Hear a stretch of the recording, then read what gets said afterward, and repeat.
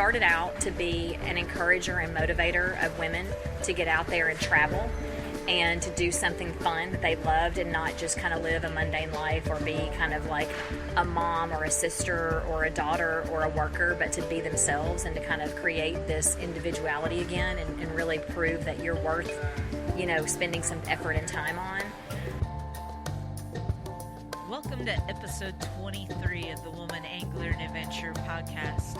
We've come a long way in a short amount of time since this thing initially started as the It Pays to Fish podcast.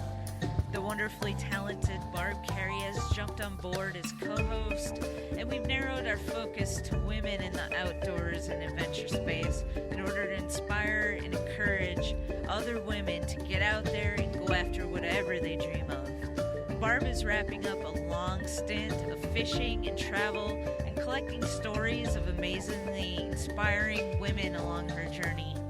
We'll be sharing another one of her awesome stories next week, and in the future, we'll do some episodes together, but overall, our goal is to bring you the most beneficial content by whatever means necessary.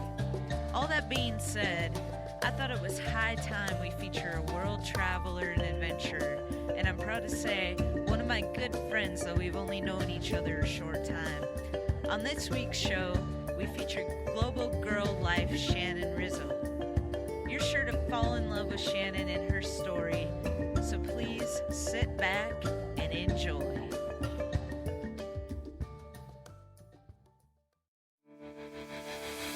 Welcome to the Woman Angler and Adventurer podcast, inspiring real women with a passion for fishing and the outdoors to go get their adventure on. Now, here's your host, Angie Scott and Barb Carey. Hey everyone, Angie Scott here. Welcome once again to the Woman Angler and Adventurer podcast. If this is your first time joining us, welcome. We're so glad you're here. As I mentioned in my intro, my co-host Barb Carey has been very busy doing what she does best, traveling and fishing and networking with amazing women like you who love adventure in the outdoors to bring you some inspiring content. This week's episode is one I did solo with an amazingly inspiring woman adventurer. I've had the pleasure of getting to know her from boat life and traveling abroad to a third world country. That's what she's all about, and she has a lot of great insight and inspiration for women out there who have an interest in exploring the world. She talks about what it's like traveling abroad solo, shares some extremely valuable tips, and talks about her company called Global Girl Life. Her name is Shannon Rizzo. Hang on tight, here we go.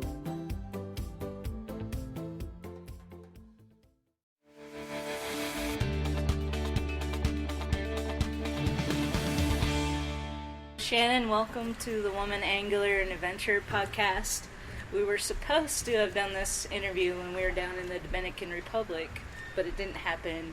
I got hit in the eye with football the night before, and I was kind of like freaking out because I had this like black shadow that was showing up in my field of vision, and then I didn't know that you guys were leaving the next day, and so it just didn't work out. But yeah, we were actually going on a boogie boogie adventure, which is a dune buggy adventure the next day, and so that was actually really an adventure. I think that Tell me about that. Yeah, so we were in the Dominican Republic, and we kind of got on one of those open air buses, and they took us on probably like a 15-mile ride, and we picked up a couple of people along the way too, so we were stopping at different hotels and picking up just different groups of people from all over the world, which was super exciting for me because I love to meet new people. And we finally get to the place where we get our dune buggy, and they give us this old musky hat that like at least 7,000 people had worn before us, so it smelled really ripe and nice. And then we had to buy bandanas for our faces because it was really dusty and dirty out there. And then they kind of assigned a vehicle to us, and we got in there, and like they're really, really old, so like the shocks were completely gone, but it was so cool because you're actually getting to go off-road, and you're not in the tourist kind of areas. And so it was really getting to see the life of the people who live there and getting to mingle with them. So we had different stops along the way. We went to a cocoa farm, And we also went to the beach, and we got to kind of mingle with the locals and swim with them and have conversations. I think I even took a picture with an iguana that somebody had as a pet, which is pretty cool. And so that was a super awesome adventure as well. But I hate that happened to your eye. I mean, that was quite insane. But you did have fun right before that. Oh yeah, yeah. It was Hopefully. It was a really great day up until then. Up until then. And then I was kind of freaked out because I was like, I'm in a third world country. I don't really want to go to the ER. But, or if there is one. Yeah. Like, who even knows, yeah. right? And I also don't want to risk, like, my eyesight if my, like, retina's detached or something crazy like that. So, you know, I'm on Google, like, looking up, and everything I was reading was like, go get checked out immediately. And I'm like, yeah. The internet is so bad. I'm not doing that. Yeah. It's so bad. Like, when in doubt, don't look it up on the internet. Exactly. That would have been ignorance is bliss in that situation, I think. So, anyways, long story short, we didn't do our interview, and I apologize for that because that would have been really cool. However, we're sitting on the deck of a houseboat right now on the lake. Awesome. And it's not a bad second, I don't think. Not a bad second at all. Lake life does not suck. No, definitely not. Do you mind telling listeners a little bit about your background and how you came to start Global Girl and what that's all about? I would love to. And and thank you for having me on the show. Oh. I mean, really, I am so happy to be here and be a part of the kind of women empowerment movement that you have started. I know a lot of people before you have kind of done similar things, but nobody's done it quite like you have, and I really appreciate being here and I'm not a fisherman and I'm not a hunter, but I totally love adventure, and I think the outdoors provides that. So no matter where we are, what we're doing, I always want to be a part of being outside and meeting new people, and you've provided that opportunity. So I just thank you for having me on the show. Well, thank you for being on, and I think what you're doing is awesome. I can't wait for listeners to hear all about it, and you fit right in with the adventure part of the podcast for sure. So thank you. Perfect fit. Yeah, so I mean, I hate to say it, but I have to kind of, and I'll make it short, but I have to start when I was 4 years old. Like, I've always been about adventure. Like, so even, I was talking to my mom just yesterday, actually, and she was like, Shannon, I'm so happy about what you're doing because you really have met your calling. You know, you have always been excited about people and new places, and you know, and we were reminiscing about a phone call that actually happened when I was really young. I had learned how to dial the phone. I couldn't have been more than 3 or 4 years old, and I used to talk to my grandma who was in New York. I used to talk to her almost every day, and so my mom didn't think anything about it. And she would see me on the telephone sitting on the floor in the kitchen because it was like one of the old phones with like the cord actually only reached like, 12 feet. So I'm sitting right underneath the phone. And I'm talking to my grandma, so she thinks. And it's normally like a 10 or 20 minute conversation because we talk every day. And she comes back like she thought it was like an hour later and I'm still on the phone. So she takes the phone from me and she asks, what's going on, thinking it's my grandmother. And it's actually a lady that's in China that speaks English. And I think that was like, that alone was probably the moment that she realized that I'm really maybe a little special. But the lady was like, oh, we've had a great conversation. She was telling me all about her adventures and how she's gone to Florida on trips and all this stuff, and that she wants to come see me in Beijing. And my mom is telling her that I've never been out of Nashville other than being from New York. I moved here when I was 1. Yeah. And so it was really strange that I had told her I'd been on all these adventures. Well, it turns out that my mom found out later, I actually go into the back closet and I would pretend that I was going to different environments because I wanted to travel when I was a kid. So I had all of these, I had a suitcase by the front door that was packed with stuff in it that I would take with me. So it was like my coloring books, of course, some like knee socks and like my favorite shoes and whatever. And it would just sit there waiting for like the opportunity to travel.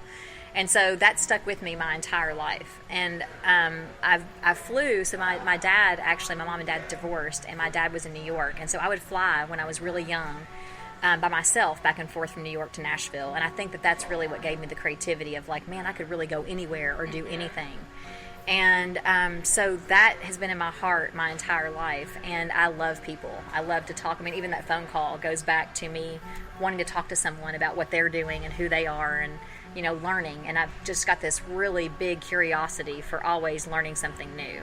And I think that's kind of what propelled me to start Global Girl Life. a lot of people that I meet every day they want that adventure, and I'm sure you meet them too, but they're scared, or they have a fear of like, well, what if I do this and it doesn't work out, or what if it's too big of a risk, or what if I don't like it, or what if I don't like the food? I mean, it could be something so simple as the only stability I have is I know that I come home every day and this is standard and this is a staple in my life. What if I don't have that one thing? And being able to kind of create an excitement has been my skill. I think that's what I'm blessed with, is just being able to experience something without fear, and then being able to share that with other people in hopes that they might get a glimpse and they might try something new. Yeah. And so that's kind of why I started Global Girl Life. Awesome. So I'm going to interrupt you for just a second and go back. How in the world did you dial up somebody from China? I don't even know the answer to that because I was only 4, and I think that probably I thought I was dialing my grandmother's number, because I would get on the phone and just push buttons, and then somehow it connected. My mom was freaking out because that was back before like long distance was not affordable. That was my other question. Yeah, like, so she's freaking on the other line, and she's like, I'm going to blame the other lady because you're only 4 and there's no way, and she's trying to figure out a way to pay the bill, right? So we go back to that fear, and I think that is maybe where I learned that from. My mom is pretty adventurous to be a single mom and kind of, be divorced and handling a 4-year-old like me. Bless her heart, as we say in the South. That's funny. All right, so you started Global Girl Life how long ago? So I started, this is actually my 3rd business. I'm a serial entrepreneur. I started it back in February of this year. Wow. So I quit my 9 to 5. I had a really good job, paid very well, probably one of the best paying jobs I've ever had with all the perks and benefits.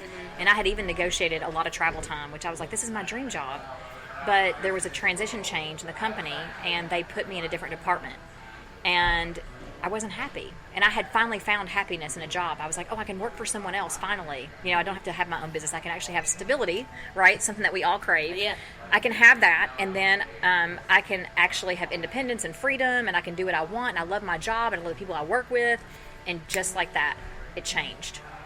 And I'll tell you what the initial trigger was, that change, but I decided that I was going to have LASIK surgery because I've never been able to see very well. I've had really bad vision my entire life, and I've been scared. And I was like, I'm tired of being scared. I'm tired of being fearful of anything, and I want to practice what I preach. So I want to get out there and show people that I can do something that I'm scared of. And so I had LASIK surgery, and it changed my life. Wow. And I was like, oh my God, I can see, but I can see. And I realized that my happiness was more important than working for somebody else. And so I didn't really have a plan for Global Girl Life. I've got a lot of experience in transportation, automotive sales. I've been in the man's world my entire life. I've been in manufacturing, automotive, staffing, sales. I've pretty much been in sales a lot, but a lot of it was male-dominated industries. And so I've always had to stand up for myself when it was uncomfortable. I've always had to make my own way or be an example for other women who maybe wouldn't do that. And that probably gave me the courage to do it. And so I thought, well, what better way to start a business than to do that full time? And so I just kind of tried to figure it out. And that's what birthed Global Girl Life, was that catalyst. Wow, that's cool. So what exactly is Global Girl Life? What's your vision for it? That's an amazing question, and I get asked that all the time. And I think that the best answer is that it changes with the way that the world changes. And so it started out to be an encourager and motivator of women to get out there and travel and to do something fun that they loved, and not just kind of live a mundane life or be kind of like a mom or a sister or a daughter or a worker, but to be themselves and to kind of create this individuality again and really prove that you're worth, spending some effort and time on. And it morphed into me being a business and career coach full-time. And I get the perks of traveling and meeting my clients. But I also get to do the other part of what I love, which is shop. And I get to meet the people who I do importing. And so a lot of things that I import are from the country that I visit. They are made by the local people, and it's usually something that you can't find anywhere else. And so I get time to spend with them and find out how they make it, and what did that come from historically in the country, and why is it called this thing, and how is it used. It could be jewelry, it could be some unique item. I'm not sure what it would be depending on what country I go to. And then through that import process, I'm able to come back to Nashville, my hometown, and sell that wholesale to the retailers that are here and share that with my hometown people too. So I'm kind of combining my local love for my hometown and my global love for all the people that I'm going to meet, and making a larger community and sharing all those experiences with everyone and being able to make a living doing that. So I feel very fortunate. And I've met some extremely amazing people that along the way that I know that are going to be lifetime friends, which is the most important thing to me about Global Girl Life, is the relationship building. Wow, that's cool. So you talked about like shopping and sourcing these products. You also have a like travel box that you put together. I do. People can subscribe to it. Yeah. What's some of the like coolest finds that you've come across? Wow. Yeah, so the monthly subscription box is from a different country every month because I travel often enough that I'm fortunate to be able to bring things back and put them in the box. This last trip when we were in Dominican, I was able to find the Larimar stone, which is named after the mine owner. His daughter's name was Larissa, so he called this stone Larimar. And it's the only place in the world that it's found. And so I was able to bring back earrings that were handmade and anklets and bracelets and to Nashville to be able to sell in retail stores. And I'm going to actually have a web store coming soon. But the thing is that people who have subscribed to my box before now were able to get those in a gift box. They got all those items in one box as a surprise gift. They haven't even been told yet, so I hope this airs after that. So it's like a surprise, yeah. So that's really, I liked the fact that we found that when I was there. And I think the most unique thing was probably that I was able, when I went to China, I was able to create a pair of earrings with a vendor that was there and have them custom made to be able to give to my subscribers. And I really have this theme about being a time gypsy. I feel like, I don't know if time travel is possible, but I feel like when I'm traveling, that time stands still. And so I feel like being able to navigate, through different countries and being able to share experiences as if life is not, we're not on a time limit. We can actually be able to do that. That's where that incentive came to kind of design those time gypsy earrings. And so that was a really cool thing that I was able to share part of my heart with the subscribers. Cool. It seems like you travel a lot or are kind of drawn to like the third world countries. Mm-hmm. What's the reason for that, or what? So I actually realized when I had a job at Vanderbilt University, I was a program manager for an international division that is, it's actually a government grant from the Hubert H. Humphrey Foundation, and it's nationwide. And so there are they're fellows who get grants that come from developing nations, and for Nashville, Vanderbilt's campus was responsible for educators. And so we actually trained educators from third world countries about the American education system. And my job there was to educate them on how to acclimate to the Nashville culture coming from a third world country. Obviously, it's crazy different. Yeah. So some of them had never seen grass grow and had never been in a canoe on a lake. And so we are in the middle of this outdoor mecca. And I was able to show them those things and show them how to use our medical system and show them how to basically live here 10 months away from their friends and family and their careers. And so I was kind of their go-to person there, and I made friends. I mean, I was taking care of them. So I made 10 to 14 new friends, like they're part of my family, every year that I worked there, and I was there for 3 years.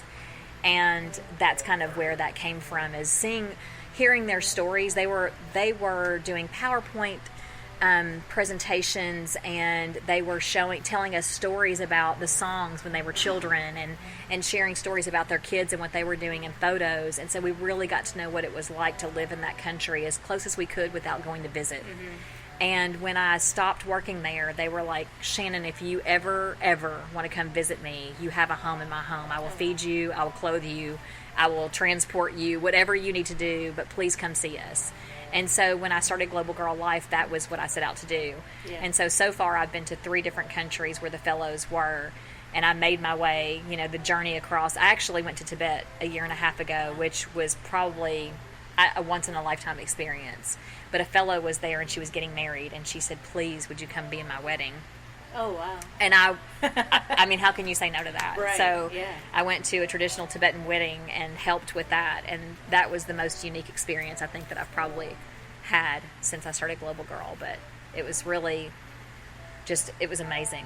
life-changing experience.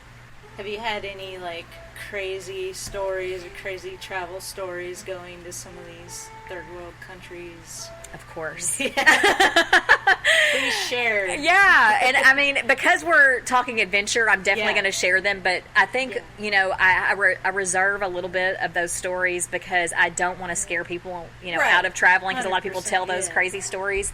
But let me tell you this one time. Okay. So I was in China. It was 2009, and it was December 31st, so it's New Year's Eve for Americans. And so China has kind of adapted, or had adapted by that time, the New Year's Eve traditions. And so we had been traveling. It's about a 26-hour travel journey from leaving Nashville to getting to our hotel. And that doesn't mean flight alone. It was a bus ride, and then, you know, a train ride, and then carrying your luggage up 14 flights of stairs with no elevator, and, you know, all the crazy things you could possibly. So basically we were like, we have to get something to eat. It's New Year's Eve. We can't just go back to the hotel and crash, which is what all of us wanted to do. And I was there with about 14 people. And that's a whole nother story. But so we're sitting around, and I'm the only one that speaks Mandarin. And we're sitting around this table, and I never get sick on a plane. I never get travel sickness. I never have to use Dramamine or any of those bracelets or anything. But for some reason, somebody had given me a patch because I wasn't feeling very good. And I put it on my neck, and it was for motion sickness because I was feeling a little bit nauseous, and I never feel that way. And it didn't go away. So they were like, well, hey, take one of my patches and put this on. So I did. And so now we're 26 hours into the journey. We get to our hotel. We put our bags away. We're like, we're going to go out, even if it's for an hour. And we're going to go, you know, ring in the new year, wherever that might be in Beijing. And so we're walking around. We get to a restaurant. We're like, let's just eat here. And it's family-style eating, so it's always a round table with about 10 to 12 people sit around it. And there's a Lazy Susan in the middle, and then you order the food, and it comes out, and you just kind of spin it, and everybody shares the food. So they give us the menu, and it's all in Chinese and Mandarin, and there are no pictures, you know. And so they were like, well, Shannon, you speak Mandarin. Here, you order something. We had gotten a glass of wine just before that. So I had ordered a glass of wine for everybody, and we were going to toast. And I had taken 2 sips of the wine. Well, I did not know that Dramamine and wine really, really makes you drunk quickly. I don't know why I didn't know that. I'm old enough to know better. And so I'm looking at the menu, and I just start laughing and giggling, and like I am hysterical. Like I'm having the best time inside my head. I don't know what's going on, and everybody else is hangry. And so we finally get the food ordered. We get out of there. We're walking around downtown in Beijing, and we're down this alleyway, and it's well lit. It's not bad, and it's like a market. Like, so there's people who are selling wares that have blankets spread out, and then there's other stores that are like garage doors would open, and there'd be a store inside of that that you could walk in and buy things, and most of those were closed. And so it's probably around like 12:45 or so. Mm-hmm. And there's 8 people with me, and so we're walking down this alley, and I notice I'd taken the patch off, so I'm a little bit more alert. I did stop drinking, and I had food, so I noticed that there's somebody following us. And it's a man, and he has a cloth wrapped around his hand, and it goes longer than what his other arm length is. And I'm like, okay, so that's suspicious, right? Yeah. And so I kind of told everybody, I'm like, hey, guys, let's walk over to the left. And so he walks over to the left, and he's following us. And he does this a couple times. Well, he's getting closer and closer every time. And then I see him reach into a planter in the middle that's kind of, a tall 4-foot planter with trees out of it. He sticks his hand way down in there and brings out a knife and then wraps that around where his arm had that T-shirt wrapped around it or whatever it was, and starts walking towards us really quickly. And so at that time, I whispered in somebody's ear, and I was like, just take off running. And I turned around. I don't know where my courage comes from. I have no idea. I don't have some skill that most people have to run. And I turned around and faced him, and I raised my arms up over my head and just started yelling at him and pointing at him, telling him, go away and leave us alone. And he turned around and bolted and ran the other way. And so that's probably one of the scariest things, because at first my heart was beating, but I just kept thinking about everybody else, and I wasn't considering myself. And I basically was like, if they can get to safety, then I'll just figure it out. And he wasn't that big of a man, so it made it a little bit easier. Wow. But that's probably one of the craziest things. That is crazy. Yeah. And I don't know what I would have done if he didn't run away. Right. I don't know if I was prepared for that moment, but I probably I don't know. I don't know what I would have done. Thank goodness he did.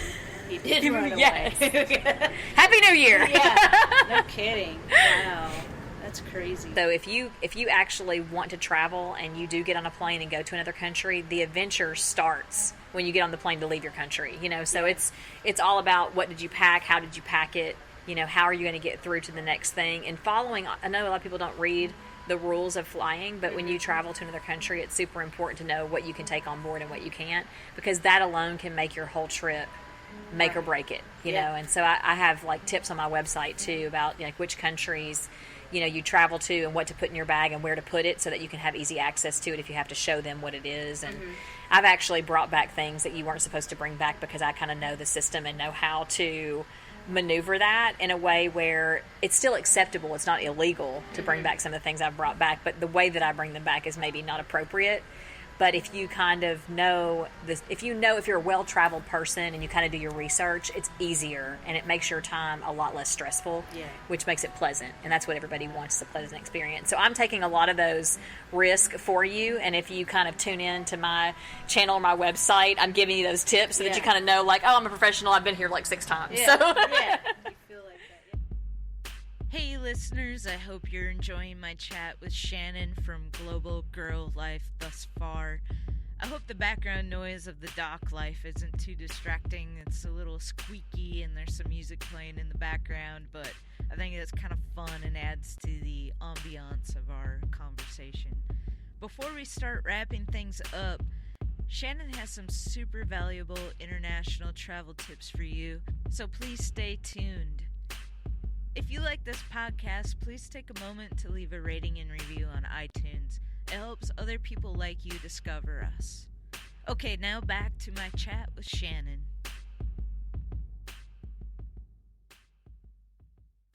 When you go to China, if you have an extra battery charger, you have to remove it or they will take it. And every time, it seems like I cannot learn the lesson. Do not put it in the checked bag. And I do it every single time. This past time when I went to Hong Kong, they confiscated my whole bag. And I was like, where's my bag? And they said, well, we don't know. We'll have to locate it. You'll have to go to your hotel and we'll call you later. That's the first time it's ever happened to me. And then I found out later I had to pay for the trip back and forth to the airport, which was kind of costly. Because it was my fault because I had that charger in there. And they take it, they confiscate it. So it was like a $100 Mophie charger gone. But the way that I resolve that now, and kind of like the same situation that you have, traveling a lot more, is I get Nomad travel insurance, and I pay like $75, and it covers evacuation in case I get hurt. It covers all up to like $10,000 of equipment. And so now I'm a little bit more frivolous. I'm not going to say that I'm careless, but I'm a little more frivolous with kind of how I pack things because I have that insurance. And I think that's kind of one of those tips where, if you could pay $75 for reassurance and not having to worry about it, because you really don't know. Yeah. The whole thing is it depends on what kind of mood they're in when you go through customs and, immigration on that day. Like, that's really, it's a whim. So one of your probably best travel tips is to get that insurance. Definitely. Yeah. It makes me feel better because so many people get injured when they're, adventurous, and so that's what I think, especially being venturing women out there. And, you know how it is being on the lake, you can, cut your leg on the boat in a heartbeat and not realize it until 4 hours later when you're done doing whatever activity you're doing. Right. It's the same thing when you're out and you're trying to navigate, okay, well, what's the currency exchange and how do I speak this language and how do I communicate what kind of food I need and how do I get to the place I'm going? Do I take a cab? Do I jump out of this and get a train? You're constantly, all of your senses are engaged, and so there's little time for mistakes or for kind of realizing that maybe you missed a stair. You're gonna maybe fall. I mean, like, you can crack your ankle easily on because it's terrain you're not used to. You're sidetracked by looking at all the gorgeous sights around you or whatever is kind of in front of you, and so the insurance is obviously just peace of mind, like everybody says it is. And I've actually had to use this particular insurance, so I was kind of happy that, it was something small that I had to report the claim on, and they were responsive right away. 24-hour line, you could call it, and it was mine. It was for property for me. It wasn't for a health injury, but it covers, like, if you were to get sick and the hospital can't treat you, they evacuate you to American Hospital. Oh, wow. And that's up to like $100,000, and that it pays for anything that happens. You do have to pay for it yourself, but you get reimbursed. Mm-hmm. And then the same thing with your equipment. So if for some reason somebody grabs your bag and runs off with your laptop and all of your recording equipment, you can call them and they'll say go buy it, replace it, and then we'll just refund you when you get back. So it's super awesome insurance. That's cool. And that makes me feel better. I just feel like I recommend that anytime I'm going somewhere, I know I'm going to be active. Like there's sometimes if I'm going to a resort, maybe I'm not going to grab the insurance, or I'm going to get a lower version of that. Yeah. But I like to skydive and kayak and all those things, and so this covers most of that. Do you have a link to that on your website? I do. Okay. Yeah. All right. Yeah. It's actually like a calculator on there, so you could like put in there where you're going and where you live, and how long you're going for, and it'll give you like a calculation. And then if you're interested, you can click on the button and get the insurance. That's cool. Well, I imagine that would cover any like excursions you might go on, like. When we were in the Dominican Republic, we went on a fishing excursion. I want to hear about that. Yeah. Well, yeah, I'll share about that real quick. But we took a shuttle, and it was really our first time out of the resort, other than traveling from the airport to the resort. And so we really got to see a lot of the countryside and it was my first time in a third world country, so it was interesting to see, like, at a stoplight, the kids running up and washing the windows and trying to get, some money or tip or whatever, and all the little motorbikes riding down the shoulder, and the crazy driver, including our shuttle driver, passing everybody and honking at every light, and it was insane. And so we finally made it to the marina where the the fishing charter was taking out of. I think there was 8 other people with us from different resorts, and they made us sign a waiver, in the beginning. Of course. All the waiver. And they said the seas were 4 to 5 foot. We saw definitely some 10-foot waves when we were out there. And so, were you nervous when you saw those? No, I was maybe just slightly nervous about. I've never been seasick before, but I've also never been on seas that high before, and so I didn't know 100% that I would be fine, And this boat is the type where there's like a cabin. There's a back deck, and then you could go up a ladder to the top where the captain drove up top. And there was room for about 5 people up top. And so he was like, you can either ride up top or down below, and it's broken English, because he's a native Spanish speaker. Yeah. And so we're trying to understand him as best we could. Well, there were already 5 people up top, but I didn't really want to ride down below because of the fumes and then plus the seas and everything. I was like, I might get a little queasy being down here. Well, then they went ahead and let us go up top, but we didn't sit down, we stood up, and so the whole way out there, we're using our like calf muscles and hanging on with both hands, just trying to not fall over.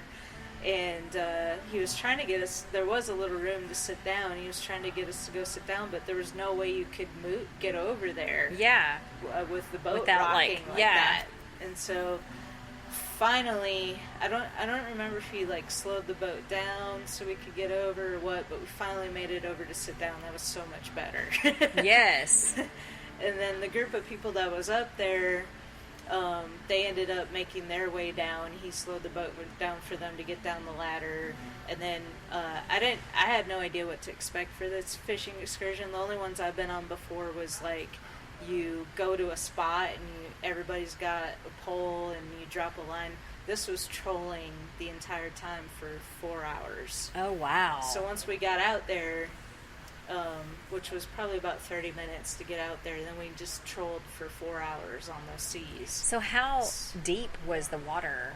I have no idea, actually. I never did look at a depth finder, but they were trolling with top water. So the bait, they were using these ballyhoo, and I think they weren't live. They were just trolling them behind the boat. We were traveling pretty fast when we were trolling. I want to say for trolling, I think I pulled up my Navionics app just to see how fast we were going. It said we were going about 4 miles an hour, which is fairly fast for trolling on those kind of seas. And we were trolling around kelp beds. And I guess the fish maybe feed on those or something. They were coming up and going after the ballyhoo. So we ended up catching about 5 mahi-mahi. I saw the picture Yeah. with you handing like one in each Yeah. hand. I'm like, yes. Yeah, it was awesome. You need to send that picture to Rip Curl, because I noticed that you had a Rip Curl shirt on. Yeah. You're like, you need to send Yeah, that in. really. So we were sitting up top, and then I realized if you wanted to be able to reel in a fish, if they got one on, you had to go down below to reel in. So I had him stop the boat so I could get down the ladder. Yeah. Safely and sit down. But I mean, talking about that insurance, like, I mean, it wouldn't Totally, because you could slip going down the stairs. Oh, But I yeah. mean, also just, yeah, I just can't. So that's the thing to me. Like, I haven't been on a deep sea fishing boat, and I feel like I'm pretty fearless when it comes to. I mean, I'll jump out of a plane. I feel that's pretty Yeah. fearless. Yeah, But when sure. you talk about going out with 10-foot waves, I don't know that I would do that. I mean, Yeah. that sounds crazy to me. Like, Yeah. you're an adventurist of the highest caliber, because I just think, like, in the air you might have some chance, a parachute or whatever, but like if I can swim pretty good, but I just think the waves are Yeah. incredible, and the fish, Yeah. and sharks, and Sharks, like everything yeah. else. Like, deep sea seems like so scary to me. Yeah, well, when we were on the boat, I realized like how easy it would be for somebody to go overboard in Right. those waves, and I mean, I don't know if they've ever had that happen before, but I can't imagine they haven't, based on the experience we Yeah. had. It would be so easy. Does that go through your So, mind when you're out there in A little situations? bit, yeah. I mean, that's the first time I've ever been in an experience like that, but Would you do it again? probably. Yeah. Yeah. Yeah, I'd say I probably would. Because, I don't know, just the thrill of reeling in a fish that I've never caught Yes. before. And those things are so beautiful. Mm-hmm. When they're swimming under the water, the color, it just glows. It's crazy to see. It's funny to see how different they were under the water than when they were in the cooler. Uh-huh. They were just kind of like dull and, but when they were under the water, it just like popped. It glowed. It was just majestic, really. Wow. Yeah. So That's incredible. It was a pretty cool experience. Yeah, I would do it again just because. I would probably do it now that you've described it to me. And as long as you were there. Yeah, just kind of have your sea legs Yeah. a little bit. Yeah. And just be safe and don't make any sudden movements. and So you'll deep be sea fine. fishing is similar to running from a tiger. yeah, right. and not that you're scared of the fish necessarily, but The waves. yeah. Falling The wild overboard. ocean. Yeah. So do you have any other awesome trips planned coming up? Yeah, I'm actually going to Puerto Rico like day after tomorrow. And I think, planned is a strong word. I usually like to be a little bit spontaneous. Like, this trip just came up. A friend was like, hey, I'm going to go, would you like to meet me there? And I was like, well, what are you going to do? And she's like, well, I'm actually going to be with other people, but if you want to hook up like maybe one time, we can go on a kayak ride or something, or, adventure or something like that. And I was like, yeah, sure, I'll meet you down there. So I don't really have a plan for going down there other than my same old thing is to figure it out. Just get down there, try to figure it out. Yeah. And then before the end of the year, definitely going to hit Thailand and Vietnam. Those are like one of my top 2 destinations. And Have you been to them, either one of those no. before? So Okay. my big thing is I don't like to go back to the same place Yeah. twice. I have actually been to China 4 times now, but it's been because of business or something that kind of drew me back there for whatever purpose. Yeah. But usually I don't like to go back to the same place twice because I feel like there's so much of the world to see. Why would you ever go to the same place twice? Yeah. Like, it just doesn't seem reasonable to me. But, if there's a good fishing spot, I could totally see going back to the same Right. place twice. Yeah. So I guess it's just perspective on that note. And then I hope to hit Singapore and Malaysia, and I would like to go to Brazil. And then there was a West African trip that I put off this year, and I hope that by March of this upcoming year I can recalibrate that. I was supposed to go to 4 countries in West Africa and meet with some of the fellows that I talked about, but there were actually some ground alerts saying that it wasn't safe for American citizens to be there. And they weren't evacuating, but they were strongly suggesting that everybody change their travel plans. So I listened. Yeah. And so that's the thing, I think, is like to go ahead and be spontaneous, but to be smart about it and really kind of like do the research. So I don't really plan a lot of what I'm going to do when I go to a place unless it's for a company trip. I do some things for corporations and for people who want to learn how to import. and I will have itineraries for those most of the time. But for me, just being kind of out there and sightseeing and meeting people, I really just kind of get the gist of where I want to go, and then I just hit the road and walk and figure it out.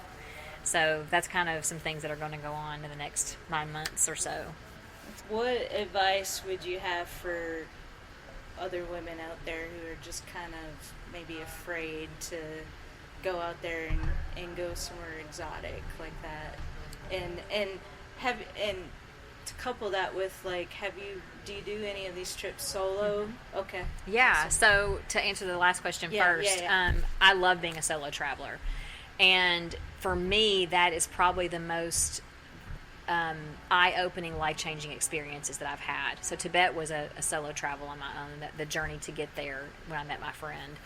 And I feel like you get to know who you are, and it builds confidence, and I think that confidence is the way of life. Like, if we could all have a little bit of confidence boost every day from doing something that we had never thought we could do, and then we actually accomplish it, that confidence just builds, and it's contagious.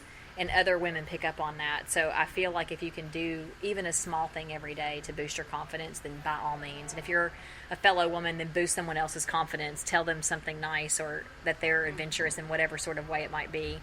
But yes, I love to do that. And my advice for that is there are several Facebook groups online, and they're called like Women Solo Traveler Networks, kind of like what your group is. And people just get together and talk about solo travel or solo adventure or whatever that might look like.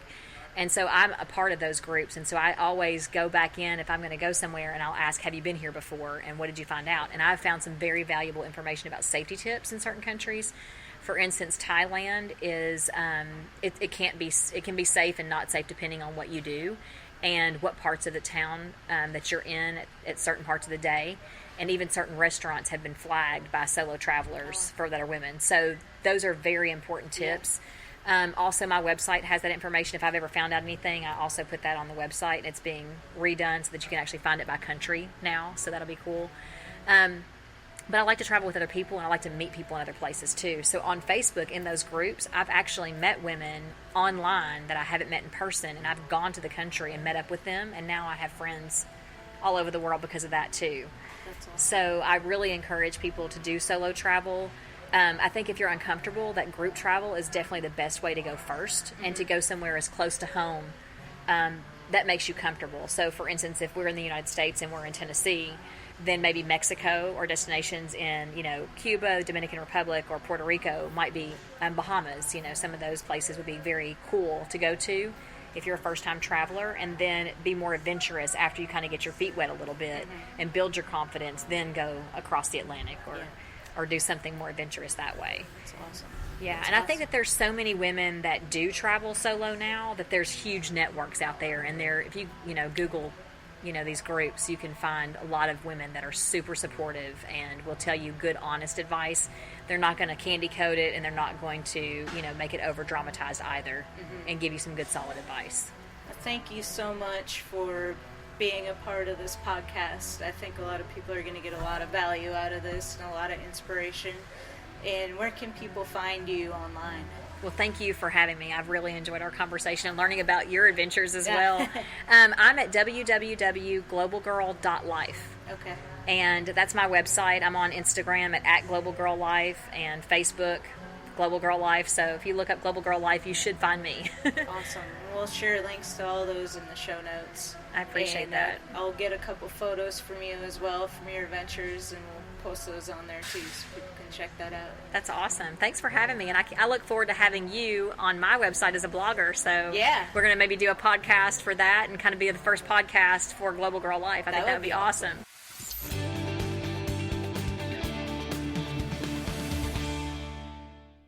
There you have it. I hope this episode has inspired you to get out there and do some world traveling, whether it be by yourself or with a group of people. There's so much out there to do and experience. Please be sure to check out Global Girl Life. Links to everything we talked about, plus some photos, can be found at thewomanangler.com/23. And please be sure to subscribe to us on iTunes so you don't miss any future episodes. We've got another great story coming to you next week from my co-host Barb Carey that you won't want Until then, stay safe, my friends, and adventure on.